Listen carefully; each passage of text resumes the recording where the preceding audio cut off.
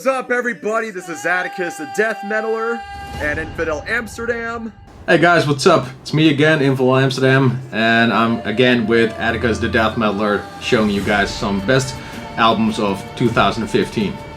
Yep, we are now on to part 2. So, the last list was pretty good enough, but we're just getting started over here. And by that, Infidel Amsterdam is going to do two reviews on this list as of now. So let us get started right here. Number 20, Carach Angren. This is no fairy tale. And Infidel Amsterdam, I'll let you take it from here. Father was a traitor and a goddamn fiend, not a decent motherfucker who couldn't keep his hands off his own king. His soul was meant for the devil, it was rotten from within. After all these years of sin. Well, I've got it right here. This is the new Carach Angren. This is no fairy tale. It's a limited edition box with a Ouija board thingy in a little bag, and then there's a CD inside there. It's been produced by Peter Tagren. To me, personally, it's not really the best album that Carach Angren ever did. I like their previous work a lot better. If you would have to say bad and good, then this is the worst of all, but it's still a good album, but compared to the rest, it's not that great. Still, I have a few favorite tracks, which is number 3, When Crows Tick on Windows. As always, it's an album with an entire story behind it, you know, just like the Go Ship in their second album, and this is just a really, as Atticus told me, a really fucked up fairy tale. So it's released by Seasons of Mist last year, of course, because it's 2016 by now. Yeah, I really recommend you go and check it out if you like black metal, you know, symphonic black metal, and if you like Carach Angren, then it's recommended, but still not the best for me in their whole discography. Number 19, Marilyn Manson, The Pale Emperor. Do you like a bear? Do you like a bear? Jesus! Produced by Manson himself and Tyler Bates, whom is known for composing soundtracks for movie, one of them being 300. From his releases, Eat Me, Drank Me, and those that follow, I was not impressed. But since I got this album, I was a bit impressed and open-minded of The Pale Emperor, with this direction of, like, you know, mixing with like his old influences and the blues, and kind of really interested in where that's gonna go. There were some songs that I really liked, ranging from Killing Strangers, Deep Six, Warship My Wreck, and Cupid Carries a Gun. It was a decent release, but not one of my favorite Marilyn Manson releases. What were your thoughts on The Pale Emperor, Infidel? I checked it online, and I haven't been a fan of him for a long time, but I'm getting into his music slightly more, actually. I recently bought my first Marilyn Manson album, which is his first album. Then I checked out this new one, and I must say, I really like it, actually. It's probably gonna end up in my collection. Number 18, Blind Guardian, Beyond the Red Mirror. Witness the twilight of the gods. Will they ever return? A storm will take us and then wipe us off. There's no retreat. We're trapped in twilight. It is no stranger that Blind Guardian is one of the best power metal bands to ever to exist. Produced by Charlie Bauerfeind, Beyond the Red Mirror is a concept album and a sequel to Imaginations from the Other Side. Beyond the Red Mirror has been described by Hansi Kirch as a story between science fiction and fantasy.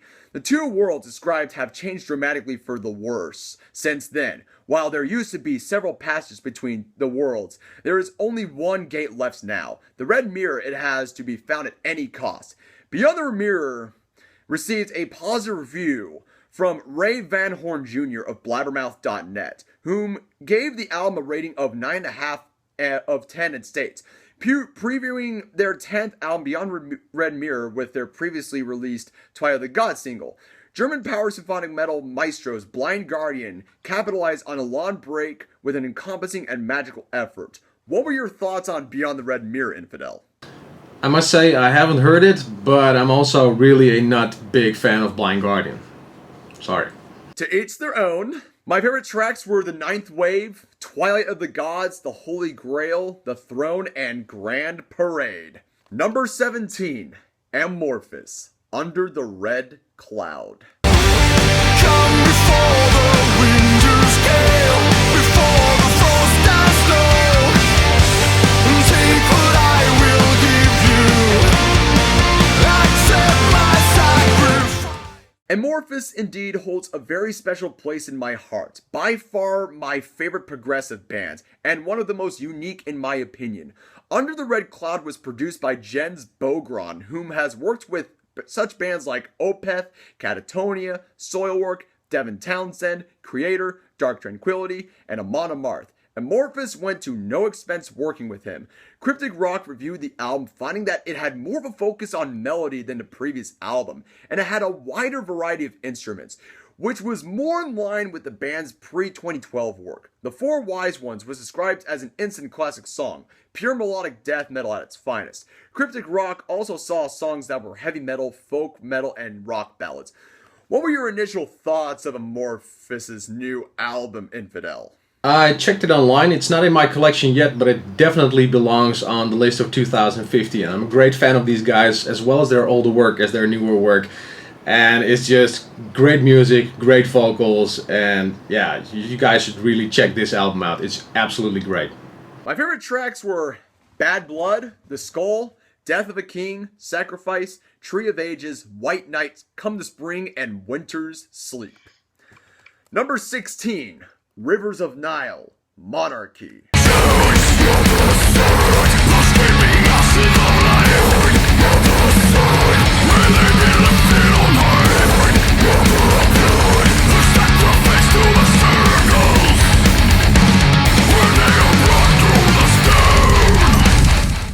Produced and mastered by Grant McFarland, and a perfect follow-up from their debut release, The Conscious Seed of Light. Greg McFarland worked especially well with Rivers of Nile in creating this beautiful release, which is what I would call a work of art. This release, as well as the band in general, sounds like a mix between Psychroptic and Fallujah, all combined together, and they have proved it well with the release of Monarchy. I showed you these guys, Infidel. What'd you think about them? After you showed it to me, I put it on my want list. Unfortunately, it's still there, but when I put an album on my want list, it definitely means that I want to get it. So it's a really good album. It's technical and it's fast and it's just really, really good album. My favorite tracks were Perpetual Growth Machine, Sand Baptism, Dehydrate, and Monarchy. Number 15, The Black Dahlia Murder, Abysmal. Weeping from me as if ordained, your vision so daunting, capitulation of the recently dead, the deep. This album was a collaboration with the band, Mark Lewis, even the founder of Metal Blade Records himself as executive producer Brian Slagle. Abysmal has to be one of the best albums the Black Dahlia Murder has ever pulled off, compared with Nocturnal and Deflorate. In my opinion, the new drummer Alan Cassidy really outshines his talent on Abysmal, which is a great fallout from Everblack and, their separation with Shannon Lucas. What were your initial thoughts on the Black Dahlia Murder? I know from some videos that you're not a big fan of the Black Dahlia Murder. I must say that their older work wasn't really my stuff indeed, although their previous album, which, excuse me because, I don't follow them that closely, I don't know the name of that album, Everblack. I started to like that one actually. It sounded a bit more different than their previous work. I checked out the most recent album which you just mentioned, and they start to sound more like something that I really like. So yeah, it's a good album. I checked it out. I was like, I can deal with this. This is really good. My favorite tracks are Receipt, Vlad, Son of the Dragon, Abysmal, Threat Level Number 3, The Fog, Stagiophobic, Asylum, and The Advent. Number 14, Camelot Haven.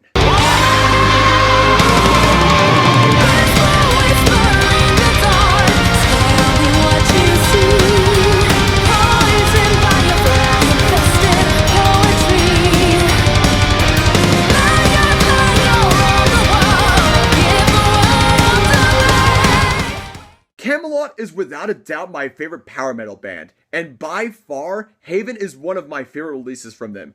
Produced by Sasha Paeth, Haven is also the second release featuring their new vocalist Tommy Karavik, and where he absolutely nails it with his vocals. Haven is also an album in where I could really get into, unlike Silverthorn, in which I loved a few songs from that release, but never really listened to it in its entirety. But with Haven, I could listen to many times and never get bored. This album also features special guests Alyssa White-Gluz from Arch Enemy, former The Agonist, Troy Donockley from Nightwish, and Charlotte Wessels of Delane. What were your thoughts on Haven if you've checked it out? I actually didn't, because I've listened to some of their music in the past and it's just really not my thing. Each their own, as usual. My favorite tracks were Fallen Star, Insomnium, Veil of Elysium, Under Grey Skies, My Therapy, Beautiful Apocalypse, Liar Liar, Wasteland Monarchy, and Revolution. Number 13, and this happens to be my poster flag over there. Unleashed, Dawn of the Nine. Here we are, alive again, in a battle without end. So we rise from the caves and march until soul descends. Unleashed is a force to be reckoned with, and Dawn of the Nine is usual business with these Swedish Vikings.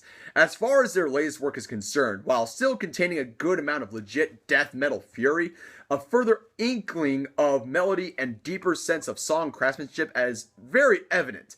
Still brutal and wild in its own right. Yet, the main tone of it all feels less like bloodthirsty Vikings tearing forest land asunder in search of as much holy blood to shed as possible, and more of those same berserkers fresh off of the war fields, confidently striding in victory, with a cadence of potential happenstance victims on their path. Should they rear their ugly heads, certainly focused and tight for the most part, yet only containing as much spirit as material and level of performance could exclude themselves. This is the kind of album that gets my blood pumped and ready for battle in a sense. What were your thoughts on Dawn of the Nine, Infidel? Well, of course, Unleashed is just legendary in the old school death metal scene, and it's a great album. Unfortunately, not in my collection yet, but definitely will make it in there. My favorite tracks in this album were A New Day Will Rise, Defenders of Midgard, Where Is Your God Now, The Bolt Thrower, Land of a Thousand Lakes, and Dawn of the Nine. Number 12, Moonspell, Extinct.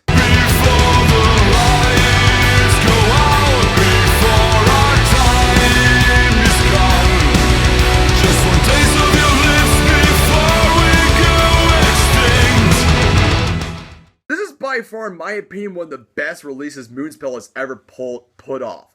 Along with Night Eternal, in a review done by Blabbermouth, Moonspell gives him a run for their money, and for a good fucking reason. This album also features a good friend of mine, Mahafson. She does belly dancing videos on YouTube, and she's a good friend of mine, who plays a very small yet very important part in the track Medusalem. What were your thoughts on Extinct if you've checked it out, Infidel? I haven't actually, because I've been listening to previous work of Moonspell, and it's just another one of those bands that I can't do anything with. It's not my style. My favorite tracks were Breathe Until We Are No More, Extinct, Medusalem, Domina, and Maligna. And number 11, and number 1 on part 2 of the top 30 albums of 2015... Nile, What Shall Not Be Unearthed. And Infidel Amsterdam, I'm going to let you take it from here, buddy.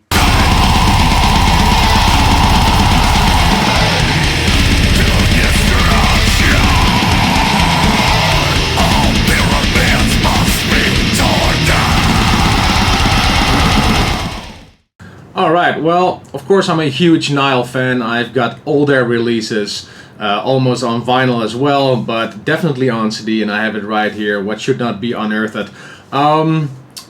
As I said before, Nile is just one of those bands that can do no wrong. You know, they just bring out something and you know it's quality and you know it's brutal.